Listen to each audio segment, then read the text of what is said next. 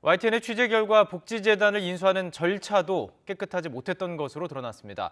복지재단을 인수한 건설사, 선정 과정에서 금액을 수정해서 제안서를 바꿔치기 했다는 의혹도 받고 있습니다. 나연호 기자가 취재했습니다.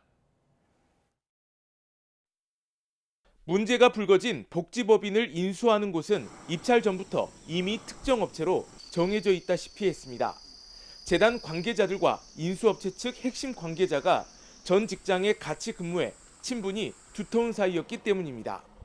다른 데도 많이 있는데라고 해서 얘기를 해봐라 했더니 그 금액을 얘기해서 그때 현금으로 5억씩 이렇게 주는 걸로 해서 이제 합의를 받고. 그런데 당시 입찰 공고가 신문에 게재되자 여러 기관과 업체에서 관심을 보였습니다. 다른 곳에서 높은 금액을 제시한다면 자칫 복지재단 인수가 물 건너갈 수 있는 상황. 이 때문에 인수업체는 현금 후원 분야에서 2억 원씩 금액만 다른 여러 장의 제안서를 제출했습니다. 줄라면은 답안지를 열어봐야 된다. 그래가지고 거기에 맞춰서 여러 가지 안을 한 7개 정도를 같은 답안지를 금액만 다르게 가져와라 해가지고.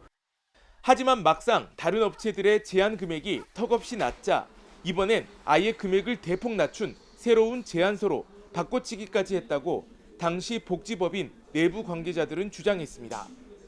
또 입찰에 참가한 학교법인의 정량평가 4개 항목 가운데 3개를 0점 처리해 의도적으로 배제했다는 의혹도 일고 있습니다.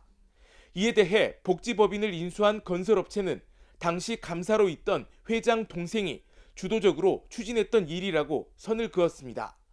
또 절차를 거쳐 인수한 뒤 이사장 가족 단 한 명도 복지법인에서 일하지 않고 모범적으로 운영되고 있다고 밝혔습니다.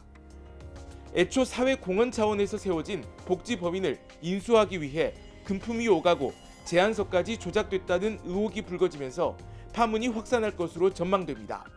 YTN 나연호입니다.